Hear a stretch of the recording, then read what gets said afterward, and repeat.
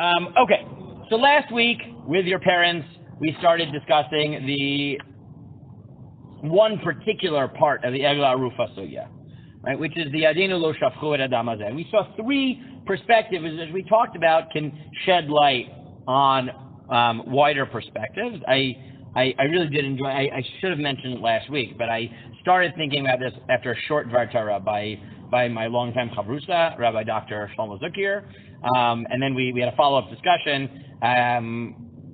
He didn't focus too much on the Rashi position, but we had a good back and forth email discussion about this, which helped me sharpen my ideas on this sugya. Hello, Shua.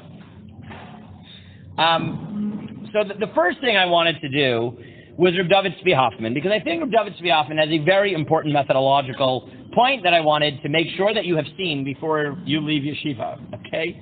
And that is the following. We have there's a big problem in Yerushalmi reading, a massive problem in Yerushalmi reading, which is that most people read the Yerushalmi in light of the Bavli, because they know the Bavli better. You're all like, yes, sure, we know the Bavli better than the Yerushalmi. I mean, relatively speaking, sure. But often, the Mefarshim on the earlier Mefarshim, the Yerushalmi, or the classic ones on the page, Kaman Eda, Pnei Moshe, read the Yerushalmi in light of the Bavli. Well, you're going to say that there's a huge difference between a Yerushalmi person and a Bavli person. Sometimes they will, sometimes they won't, especially when there's ambiguity. They will tend to read the Yerushalmi in light of the Bavli.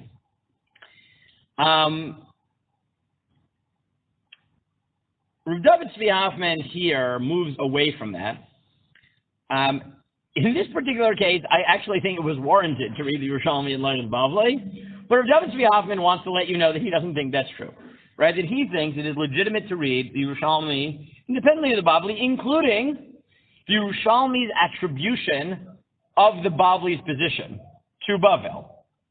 Right? Because if you remember, the Yerushalmi says that Yadenu lo shafchu et adam hazeh, there is a machloket Bavel and Eretz Yisrael. In Bavel, they say it's talking about lo patru, the murderer, the murdered victim, and in Eretz Yisrael we say it's about the murderer, right? In Eretz Yisrael we say that they should have cracked down more on crime, that's what we should have dealt with it, and in Bavel they say you should have taken care of the victim. Right, and then we talked about whether Rashi assumes that the victim is also a criminal or not. Right, that's Rashi's addition here.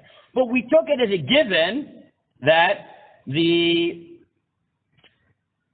Yerushalmi is quoting the same tradition that we have in the Bavli. Then at the end of last week, we saw that the Malbim already doesn't seem to think that the Bavli and the Yerushalmi are at odds, right, because he splits the difference. Right? And he says half the phrase is about how we treated the victim and half of it is how we treated the criminal. Right? Already creating a hybrid position. But Rav David Tzvi Hoffman methodologically believes that not only should we not assume that you understand the Bavli in light of the Yerushalmi in light of the Bavli, you shouldn't even understand the Yerushalmi's traditions that it attributes to Bavel in light of the Bavli. Because who says that the tradition that they knew from Bavel is the same as the tradition we know from Bavel? It's possible there are two traditions in Bavel, right? There are multiple traditions in Bavel and many other things. Why should it be? Now, in this particular case, I'm not sure I'm convinced, right? But David Tzvi Hoffman is convinced and therefore creates yet another level of interpretation in our Gemara, okay? I will point out that the Netziv has a knack for this type of reading as well. Though not Bavli Yerushalmi. The Netziv has this knack for looking at the Gemara and saying the Gemara seems to say there are two positions, but there's a hidden third position that you didn't realize is in between the lines. He has a knack for this. He does this a lot. Rami already, he doesn't even know what David Tzvi Hoffman said, and he's like, I don't like it. I reject it prima facie. All I said was I wanted to see this position because of the methodological point.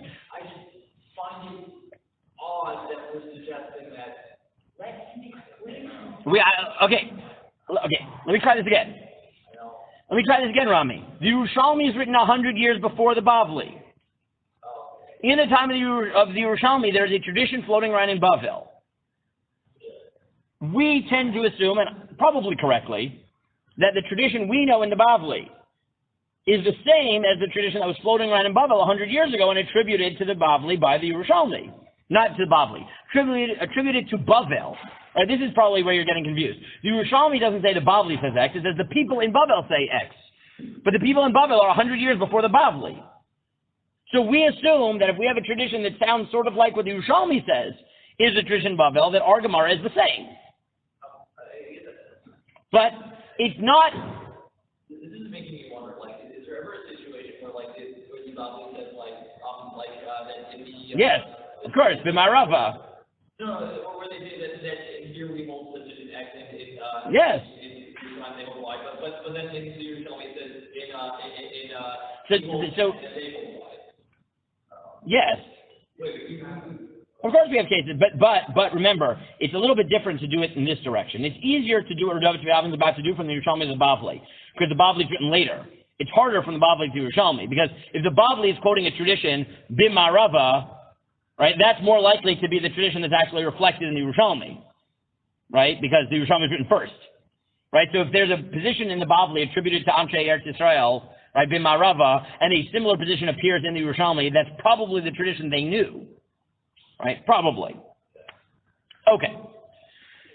So Rav David Tzvi Hoffman writes as follows. He says, Shnei pirushim mitkavnim lefaresh yadenu v'einenu shebekatuv. The goal of both the Bavli and the Yerushalmi is to understand whose hands did, right, whose eyes, and what did they not spill, and what did they not see, right? This is the goal.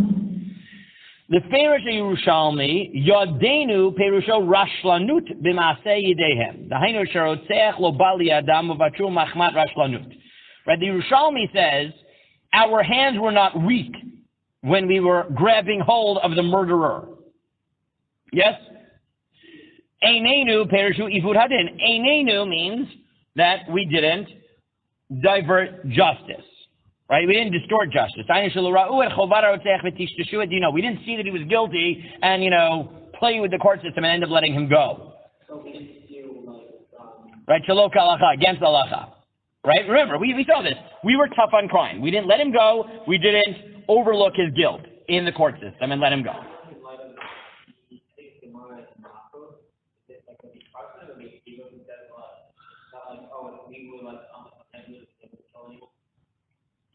Correct. You'd have to deal with this. Remember, the Gemara in Makov Daf Zayin. Correct. The Gemara in Makov Daf Zayin says that, right? Ilo yinu b'Sanhedrin, lo yinu agin adam miyamav. But what's the response? Ava yinu, right? Avi demar b'shrov chedamim b'Yisrael. Right? Meaning this could be a related machloket to that machloket in Makot as to whether the ideal is that the court never puts anyone to death, or no, if you don't put anyone to death, then you're going to lead to, right, more murderers, right? So, yes, it is possible that this machloket about whether we say that the way to prevent crime is to be tough on crime, that could be subject to whether you think we should really be tough on crime or we should avoid at least capital punishment at all costs. Right? It's possible that machloket is in the background. Yes, it's Makot Daf Zayin. Yes.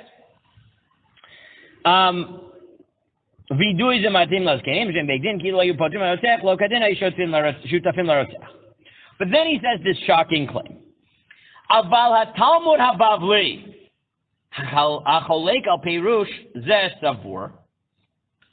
The Bavli disagrees.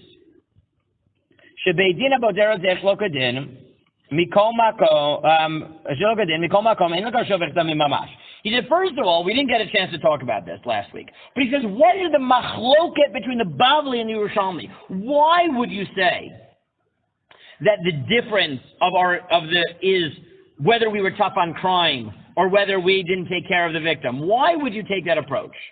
So David Tzvi Hoffman starts by pushing it further, and he says, there's a fundamental machloket here, which is being, right, not convicting someone a plausible reason to be considered a partner in murder? Right? Meaning the Yerushalmi is not just saying that you have to exact justice. It's that if you don't exact justice, you would say about that court, Shavchu et Adam Hazeh. But that's an interesting claim because, as Yosef correctly notes, there are many positions in Chazal who think we should try to avoid capital punishment, which means that we're not looking to carry out the full extent of the law. Or let me give you a modern mashal. If a court finds someone not guilty because they think he probably murdered, but they can't prove it beyond a reasonable doubt, so they are bound by law to let him off, even though they might think that he murdered.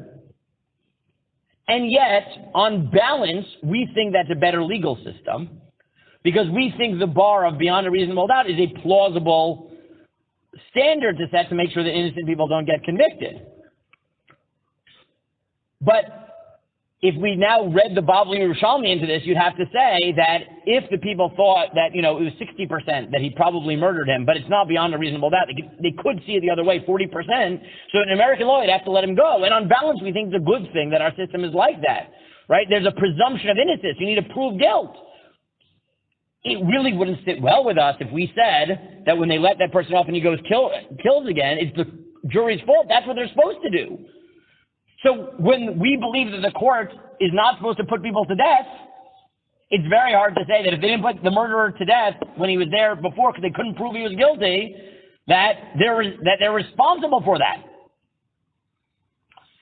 Al kain pereshet kavanat mishnah is gemor mimshlo garmulu mitadot shalna raga ideshlo azru la karoy, and that's why the Bavli says that we're only responsible if we didn't take care of the victim.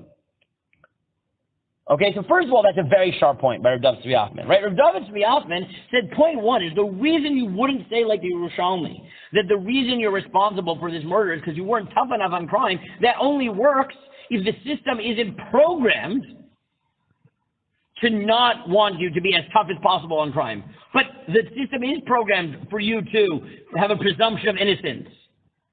If that's the case, you can't, that's actually one of the great things about our system, right? Is there's actually a pasuk, v'hitzilu et ha'eda, right? You're supposed to try to save him, right? Or let me give you a theoretical that I think will really bring it home, right? Let's say it's so obvious that the guy is guilty that all 23 judges say that he's guilty and should be put to death. So what's the halacha? You don't kill him. So how are you going to say that it's their fault that they let him off? They all thought he was guilty and they did their best to convict him, but the Torah says that if you all convict him, then he's innocent. And in fact, the Gemara says that if one of them, if Judge 23 sees what's going on, and he says, Gewalt, if I judge and say that he is guilty, then he's going to get off the hook, so I'm going to say he's innocent so that he'll get killed, right? That judge is violated Nisr, because he's supposed to speak his, right? He's supposed to say what he thinks the truth is, even if the result will be the opposite of what he wants. Right? So it's very hard to actually take the Yerushalmi's position. So that's Rav David Tzvi Hoffman's first defense of the Bavli, of why the reason that we should say that you're responsible is because you didn't take enough care of the victim rather than you weren't tough enough on crime, which is the system doesn't want you to be that tough on crime. That's point one. Then his second chiddush is what I said with my introduction. He says, Amnam adayin yesh machloket ben habavli v'Yerushalmi bidat Rabbeinu shebebavel gufa. He thinks there's a machloket between the Bavli and what Yerushalmi attributes to the Chachmei Bavel in their time. But Talmud Bavli pershu sheyadenu hainu matan mizonot haminitanim biyad. Ve'einenu hainu shira'uhu b'makom sakana v'azruhu below levaya. The Bavli says that Yadenu refers to not giving him food, and Einenu means that we didn't see him in danger and not escort him. Right? That's the Bavli. But the Yerushalmi flips it. Yadenu refers to Livaya, right? Refers to escorting, and Einenu to Mizonot. Yadenu hainu Livaya. Shalobali yadenu, klomar lirshutenu, meaning he didn't come to us and we didn't let him go. And therefore we didn't have to escort him. And we didn't see him refers to food. So already, right, he knows there is a difference. Now, you might say, who cares? In the end of the day, the Chachmei Bavel or the Bavli say the reason you're responsible is you didn't take care of him. But already, when you note that little nuance, there is a difference, which is Yadenu sounds like the person was already with us, right? Einenu, we saw him, could imply that we didn't pursue something, right? Because it's at a distance, which means that Yadenu, if Yadenu is Levaya, that means he was with us and we didn't not escort him. But if he was not with us, then we wouldn't have a responsibility. We don't have to seek him out. But Einenu, if it refers to food, means when it comes to food, you got to seek him out. If you see him, give him food. If you flip it, that means Einenu is Levaya. That means even if we see that he's in danger, we have to actively go and escort him, right, and protect him. Right, so those are nuances, right? Are you see him in danger, you have to go and protect him, or was he with you and you didn't provide protection as he was leaving? Those are different bars. And therefore he says, Miniyat mizonot hu agorem l'shichut damim. Not having the food is what caused him to die or to be killed. Perish Rashi. Rashi had said, Shani she'en lo mizonot milastem and abriot. He said that the murder victim was actually a criminal himself, was trying to get food. L'chora Peter said, he said, I don't buy that. That's just wrong. He said, so what do I think it is?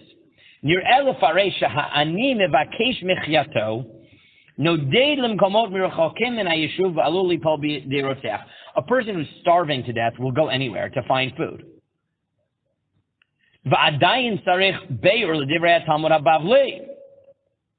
Okay, so now what does the Bavli want? Why is this what they have to say? She says, because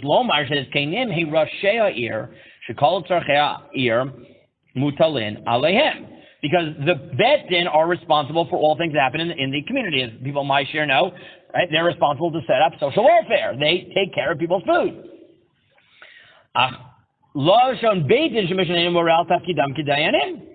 But Beit Din sounds like we're talking not of them as leaders, but as judges. And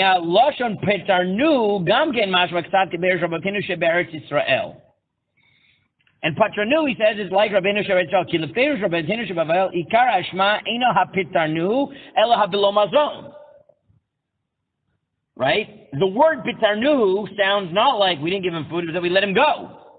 So the main part isn't there. So what he points out is that there is this nuance, right? That the Yerushalmi, what motivates the Yerushalmi for him is the fact that we're talking about the Beit Din, that the Mishnah talks about the Beit Din, which sounds like them as judges rather than leaders.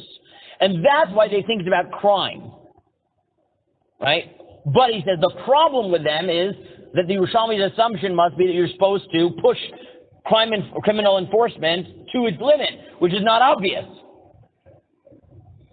And therefore the Bavli has to assume that it's Beit Din in their role, not as Beit Din, but as leader, which is a little bit hard, because it sounds like them in their judicial role. And then he says there is this nuance that yes, both the Chachmei Bavel in the Yerushalmi and the Bavli both think that it's not taking care of him, but the question is the extent to which you're responsible. In the Bavli, again, he says, right, if Yadenu is food and Einenu is Livaya, it sounds like it needs to be more proactive. Or, no, it has to be not the opposite. It has to be preventative, right? That if we, I said that wrong again. One more time. In the Bavli, the way he understands it, if Yadenu is food and Einenu is danger, it's reactive, right? The main problem is the food. Is that we didn't give him food, we caused him to wander. Einenu is we're not responsible, I mean, we are responsible to escort him, but what we're saying is we didn't see him in danger and failed to respond. In Chachmei Bavel, if Yadenu is Levaya, he says it's flipped. It's, he wasn't with us, right? We have to, right, in the Bavli, we didn't respond. We didn't fail to respond when we saw him in danger. The Chachmei Bavel and the Yerushalmi say, no, he was with us and we didn't provide him with protection. This is what Yosef was saying last week, right? There's really the nuance here, right? That the way the Bavli imagines it is, what the Chachmei Bavel in the Yerushalmi say is that we didn't have him in our protection and provide him with a police escort, right? That's our responsibility. And if we, right, and they're saying we didn't fail in that. In the Bavlis, no, we didn't see him in danger and fail to save him. That's very different, right? And on the flip side, the food, there also seems to be that difference. That if food is Yadenu, right, that means that we had him, but we didn't fail to give him food. If you think that the food is the Einenu, that means we're responsible to, at some level, pursue and find people to give them food so that they aren't in that situation. So the question is, what is, right, proactive, what is responsive here? There is that nuance between the version of the Bavli and the Chachmei Bavel. And so that's Rav David Tzvi Hoffman's analysis, which I think, whether or not you're convinced of it, is a fascinating, very careful read of the differences between them. Okay.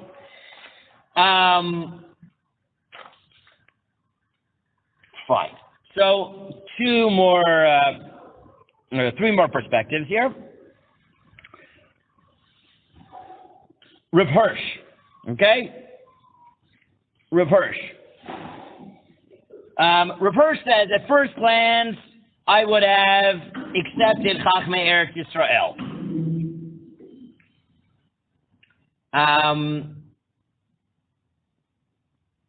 Because now, Rav Hirsch says, okay, what is the benefit of the Chachmei Eretz Yisrael over the Bavli? Why would you think that this story is more about our responsibilities towards the criminal, right, or treating the criminal or dealing with the criminal than towards the victim?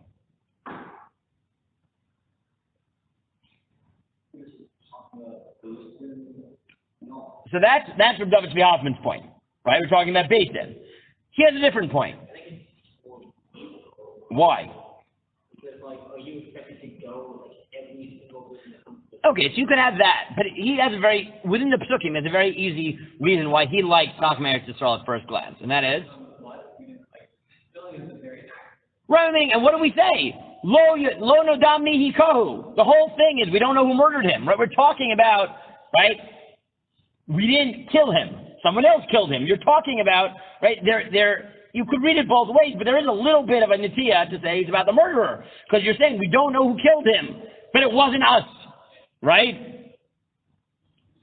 And he says you measure to figure out where is it most likely the murderer came from, right?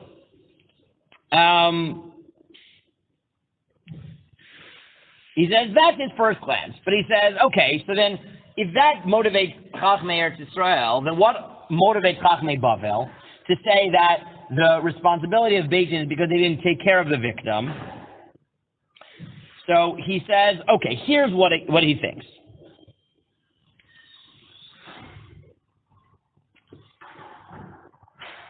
He says, you have to be very careful. It's true that what motivates the whole parsha is you don't know the murderer. But what motivates the speech? Right? I think this is a very subtle point. What motivates Eglah Arufa is we don't know the murderer. What motivates the speech? No. Yadenu lo shavchu et adam hazeh. The speech, right? The whole story is because you don't know who murdered. But the speech is on the dam hazeh. This is a very sharp point by him, right? He says that he thinks is the machloket. That the Yerushalmi is focusing on the story. Is we get into this, we don't know who the murderer is. But the Bavli is focusing on the speech, right? Which says Yadinu lo shavchu et adam hazeh. Their guilt has something to do with his blood. Exactly. right? That they're mitarim ashmana shutafut lepesha. Said, what would give you the idea in Yadinu lo shapchu et adam hazeh that you say our problem was we didn't hide our eyes from the murderer and we weren't strict enough in court. That's not what you say. You don't say we didn't let the murderer off. You say we didn't spill his blood. Right? You're talking about the blood. You're talking about the guy who's dead, the murdered victim. So he thinks that's the nuance, right? That the Bavli is focusing on the words, the speech, Yadenu lo shavchu, as opposed to the Yerushalmi, which is a plausible interpretation of why there's such a thing as Eglah Arufa.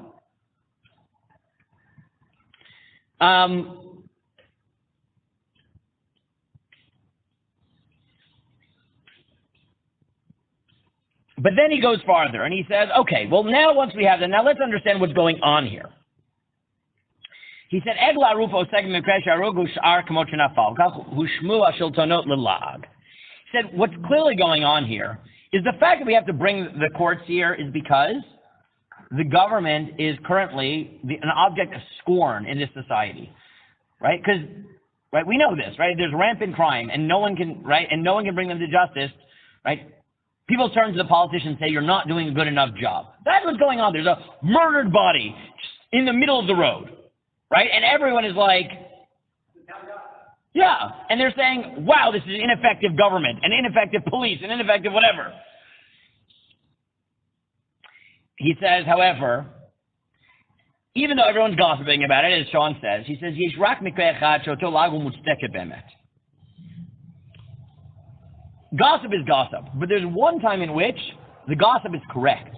That it's right to put all the blame on the shoulders of the leaders of the community. When is that? When the government was responsible for the dire situation the person was in.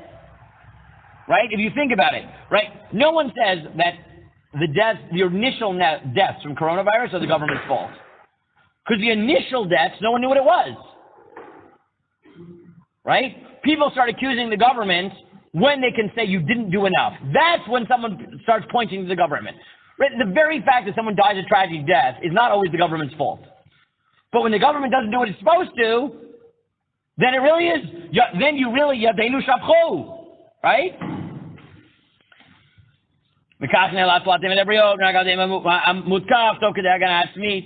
now he follows Rashi and he says, yeah, if you leave people starving in the street and they have no choice but to be Aladdin, right, and then be chased by the guards, right, who try to kill him for stealing an apple with his, monkey or whatever, right, we all sympathize with Aladdin in that story, right, whether or not he's halachically justified, right, we all sympathize with Aladdin. We're happy that he becomes the prince, and whatever.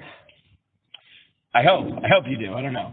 Otherwise, it's not a fun movie to watch, right? No, I like Jafar. Jafar is who I like, right?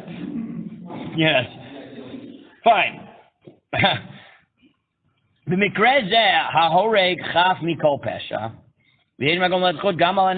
he says, and now he pushes it. And he pushes Rashi, and he says, let me tell you why in Rashi's conception of this, the government is to blame. Now let's be careful. Why do you think? This is also a very sharp read. Again, this is a little bit more nuanced than what we talked about last week. But Rav Hirsch says, why in Rashi's conception of this story, right, that the guy's basically Aladdin, and he has no choice but to steal food, and then he gets killed, right? End of movie, right? Much more tragic movie than we have, right? No genie, no nothing, right? They cut off his head right then and there, right? I know they're not going to cut off his hands, they cut off his arms, I know, his hands, I got it. I understand. Whatever, okay? Why in that case is the government responsible? And this is an amazing read of Rashi. Why does Rashi come up with a convoluted case? Right? Why didn't Rashi just say the simple pshat? That the reason the court is responsible is because there was someone starving to death and therefore he wandered in a dangerous place. Why did Rashi have to say that the person was starving and therefore tried to steal and got killed in the process of trying to steal food? Why does Rashi come up with such a convoluted case? So Rav Hirsch says something brilliant. He says, because in that case, the victim isn't guilty, but the murderer isn't really guilty either. Because the victim was robbing him, right? The victim and the murderer were both victims. The victim was starving to death and therefore was desperate, so he stole food. But at the end of the day, right, this is a deserted road in between two cities, and he tries to rob someone. Yes, he's desperate, but the person who killed him might not have known that. Right? He might not have known that if he just gave him a loaf of bread, the guy would go away. Right? So Rav Hirsch says, why does Rashi come up with his case? Because Rashi asked himself the question, why is this the government's fault? Why is it the leader's fault? And Rashi comes up with an answer. If the government didn't take care of the poor and drove them to desperation, and in their desperation they tried to steal food and got caught up in it, then the victim is not really guilty, but because the situation drove him to crime, the person who killed him was also a victim. So maybe he reacted too harshly. But at the end of the day, the victim is a highway robber in between two cities. Yes, he's trying to steal food. In that case, Rav Hirsch says, Rashi looked at it and said, in what case does all the onus fall on the Beit Din? If they create a situation of desperation where the victim can't really be blamed because he was starving to death, but the murderer can't really be blamed because he thought he was acting in self-defense correctly or incorrectly, then it's society's fault. Because they've created an untenable reality. Right? Which is, I think, a brilliant read of how Rashi gets to his very complex read, which is that the victim is also a criminal. Because he says, in that case, it's a pshiara shiltonot. Yisharu techem tukatot shenasar toch kokdei maseh shod.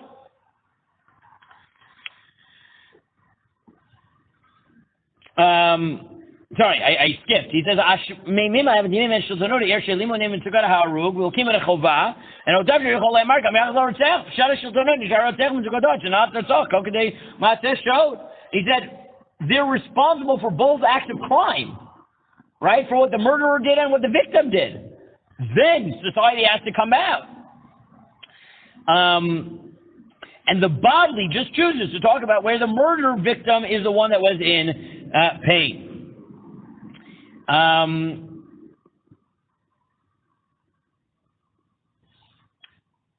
And he says, that's what Yadeinu L'Shavchu means. We were part of this. We alone, the government, the society, are the only ones really responsible. Because at some level, neither the victim nor the murderer are responsible. We are. That's what Rashi is getting at. It's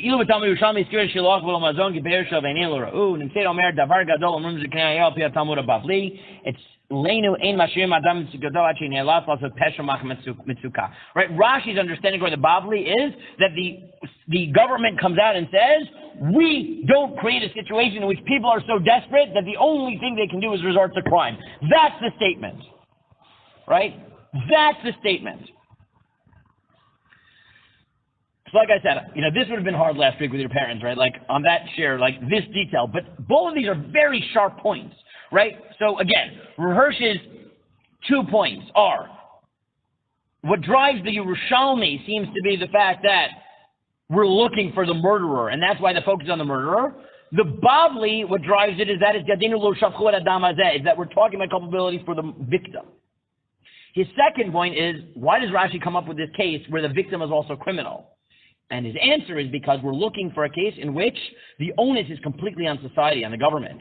And that's when you drove people to crime such that the victim and the aggressor were both somewhat justified in what they did, and the violence was a function of a failed society. Then the court has to come in and say, well, really the flip, we didn't do that. Because if we did that, it really would be our fault and not the victims and not the aggressor, right? Not the murderer. And Beis Din has to say that is not what happened. Right? That's Rav Hirsch's very, very brilliant read.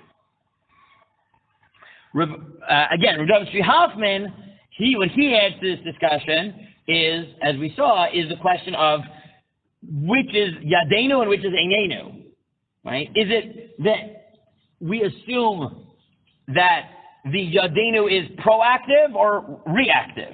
Right? Is it that he was with us and proactively we send him with a police escort, and if not, we're responsible? Or that we saw him in danger, we didn't react? And same with food. Or be responsible to be actively providing them with food so they don't end up desperate, or only react when they're with us, we didn't hand them the food when they actually came to us. Right? That's the nuance that Rav Hoffman sees here. And again, going back to what we talked about last week, you see how, right, we can really deepen the political conversation when you realize, right, when you start pushing the nuances of what's going on here. Right? It provides so much language to talk about exactly the extent of the different responsibilities. Okay, two last points. Two last insights in the sugya, one from the Meiri and one from the Maharal. So the Meiri says as follows: Amar Meiri, Ziknei oto ero rochatzine didehem makom harifat ha'eglah. The judges wash their hands. Perush beitin sheba ugdolei ha'mechavim kadvu beitin and kol haskenim sheba'ir afilu ein meya. It's all the sages. Doesn't matter how big the Beit Din is. Not a representative Beit Din. Everybody comes. Everybody shows up. Right? Meaning, that makes sense. Right? This is not symbolic. This is, everyone shows up. And then they say in Hebrew, what does it mean?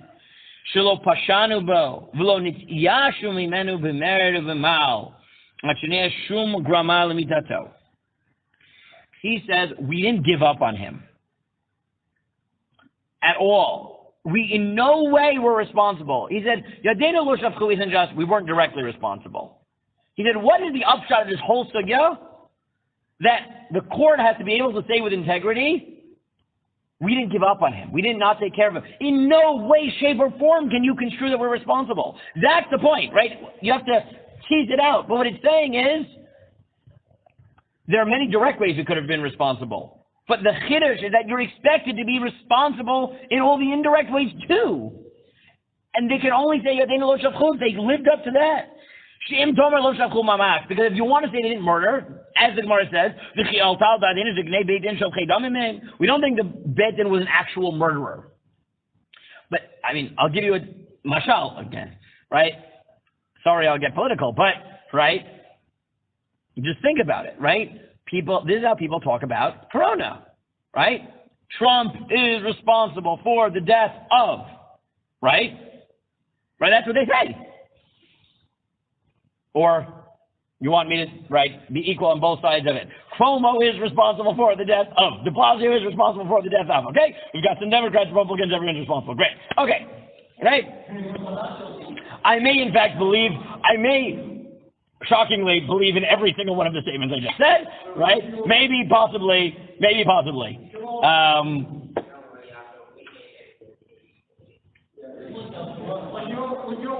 Anyways, I may or may not believe everything I just said, but, you know, that's not the point.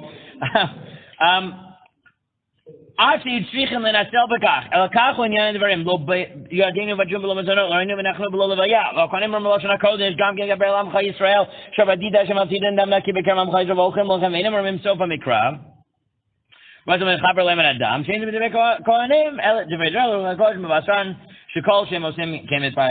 okay. That's one point from the Meiri, right? That the thrust, in the end of the day, we should walk away from this, is that the Gemara holds you to a much higher standard than did you directly kill people, right? That's not how the government, the Torah conceptualizes the responsibility of the government or society. It's your responsibility as the type of government who can say, in no way, shape, or form did I possibly contribute to this, not in the way I structure society, not in the way I take care of the poor, nothing, right? That's the upshot of what you're supposed to learn from this Gemara, right? However you take it, that's the number one insight. That's the Meiri. Maharal, last point. Lo bitranu b'lo levaya. Shekol she'enu melavek yilu shovech damim. He says, because anyone who does an escort, the Gemara says, like a murderer. He says, Peres that. What does this mean? Ki koach ha'adam hu yoter kasher hu toch klal b'nei adam. So what is it? What is the obsession in the Gemara about levaya? Why do we say that what would have protected him is escorting him? So here's what he adds to the discussion. He says, people's strength comes from being as part of a group. Then they have the power of community. וכאשר האדם הוא יחידי נפרד, יש לו כוח פרטי, ואז פגים פוגעים בו. When he's alone, he's vulnerable. ולכך, כאשר מלווין אותו, כאשר נפרד מן הבריות ומניחן אותו לצאת עד שיר meals. And therefore, when you escort him as he leaves, או משהו הלוויה, שאפשר להם להיות תמיד עמו, צריכים להיות בביתם. Said, you don't take him forever, right? We say for a meal. But why would that, right? Maral says, the Gemara goes on to tell you, you don't have to escort him forever. You have to escort him a mil. But wait a second. What if it's 10 mil between cities? Isn't he in danger? Right? We don't make you go with him to the next city. We don't make you go to the next city. You have to go home at some point. So the Maral says, wait a second. It can't be, like Yosef wanted to say, that we provided a police escort or didn't provide a police escort. Because you don't have to. You don't take him to the next city. So then the Maral turns around and said, then what exactly is the benefit of us escorting him to begin with? He said, the goal here wasn't to protect him. It's attitude. If you walk him out of the city, he knows he's not alone. Right? That you cared him. You walked him a mile. You walked him what you could. And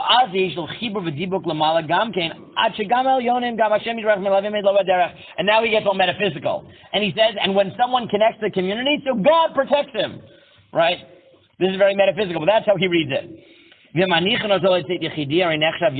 you leave him alone, he is an individual. It's as if he's not part of society, so he doesn't have society or the metaphysical protections that come from being society, whatever that means. And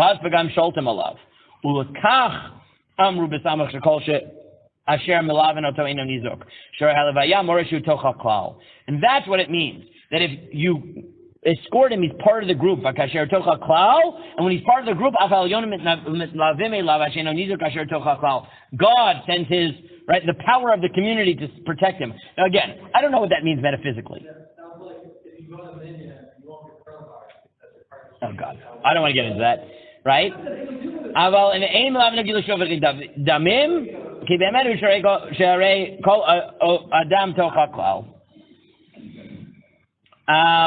And he says that's the problem. Now again, I think you could reformulate him in not a metaphysical way, which is to say the point is, right, we know this is true, right? Let me give you a modern version of this, right? Which is someone is less likely to be mugged if he's talking on the phone with somebody, even though the person on the phone may be hundreds of miles away and not be able to protect them. The very fact that the mugger sees that the person's on the phone and is connected to someone else makes them come across as less vulnerable. Right? Right? It's true. Right? It's not, right, you can't necessarily be with someone all the time. But when people feel like they're alone and other people perceive them that they're alone, right, they're in more danger. And when people perceive them as not alone, right, they're safer even if no one's practically with them. Right, so you could say it metaphysically as the Maharal thing, but you could also say it psychologically, right? That if people are taking care of him, then he's more confident and he's less likely to be the type of person that, right, we know this, right? If you look alert and you look confident, people are less likely to mess with you, right? If you look dejected and you look out of it, you're a more likely victim. So there's psychological rationale here also. Okay, so that's, I think, one more insight that we can add to this. Sugya, this is mostly addendum, but I do think it pushed the analysis farther. I think both, at least, definitely Rav David Zvi and Rav Hirsch are just brilliant in terms of their reads of what they add to this sugya. Okay, next week I think we'll start on the crazy, I don't know if it's next week. I forget when you have Hanukkah off. You'll have to remind me. Because next Thursday is already Hanukkah. Oh, no, not next Thursday, right? I think